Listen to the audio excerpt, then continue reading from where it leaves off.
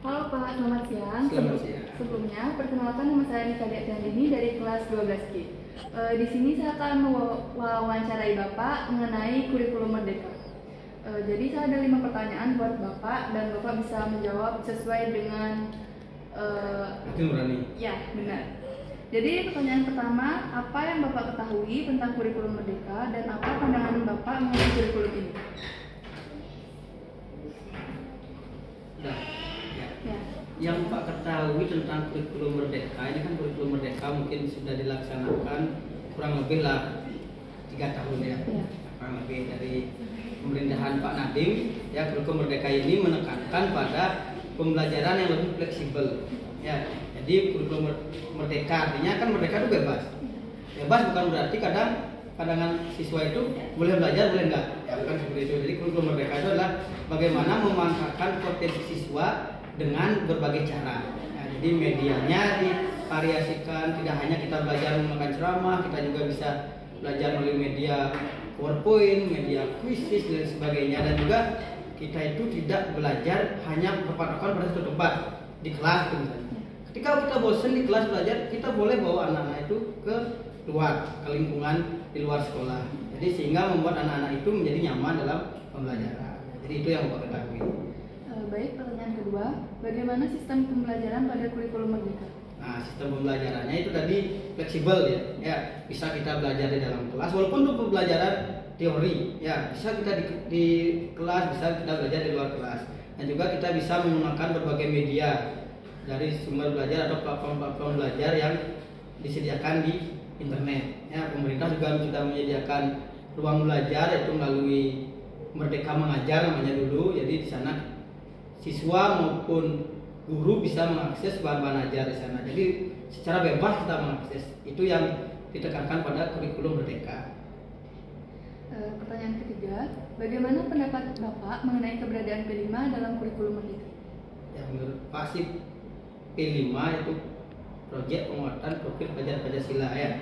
Jadi menekankan di sini memang bagaimana karakter dari anak-anak itu dibentuk melalui P5 ini. Kan ada berbagai kegiatan yang menyalurkan minat dan bakat peserta didik. Misalnya contoh saja kita di SMA Negeri 2 Negara kan, kita di kelas 10 itu ada 3 tema. Itu yang pertama gaya hidup berkelanjutan. Jadi gaya hidup berkelanjutan itu bagaimana sih karakter siswa dalam menjaga lingkungan hidup ya. Mungkin mengolah sampah plastik seperti yang sudah kita lihat, menjadikan dia suatu karya yang yang bisa kita banggakan gitu. Tidak hanya kita membuang sampah plastik itu di bak sampah, tapi kita olah dia menjadi suatu karya. Dan juga ada kearifan lokal, itu menyediakan bagaimana sih minat bakat siswa dalam pementasan, tari-tarian dan sebagainya. Dan juga ada suara demokrasi yang mempelajari siswa dalam berdemokrasi. Jadi P5 ini sangat membantu siswa untuk mengembangkan karakternya. Yang keempat, Pak. Menurut Bapak, apakah kurikulum Merdeka akan berdampak positif terhadap pendidikan di Indonesia? Menurut Pak sejauh ini, mungkin kalau memang guru dan siswa benar-benar melaksanakan kurikulum Merdeka, tentunya suatu program itu kan menginginkan dampak positif ya. Kalau itu memang dilaksanakan secara bersungguh-sungguh. Pandangan Pak sih di sini kayaknya akan berdampak positif karena siswa merasa bebas dalam mengakses media-media ajar ya.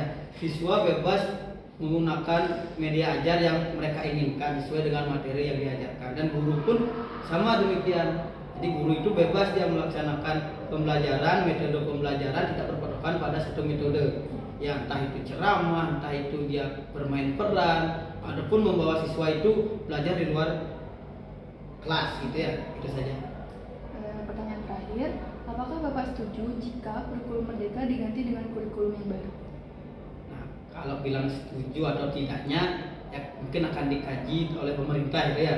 Tapi menurut Pak sendiri mungkin jangan dulu diganti, ya, tapi diperbaiki mana yang kurang baik di kurikulum Merdeka itu diperbaiki, ditingkatkan, jangan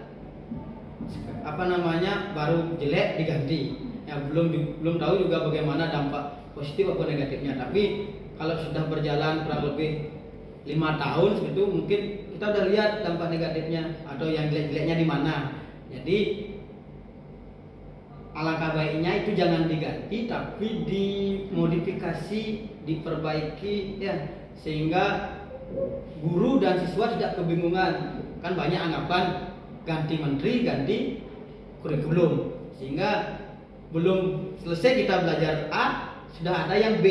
Nah, lebih baik A ini diperbaiki sehingga nanti akan menghasilkan produk-produk yang memang lebih bagus ke depannya. Jadi menurut Bapak sih belum setuju ya, karena masih ada beberapa dari pelaksanaan kurikulum Merdeka ini memang berdampak positif bagi pembelajaran di Indonesia atau pendidikan di Indonesia.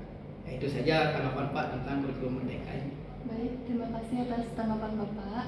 Saya ucapkan terima kasih Pak ya. Ya, sama-sama.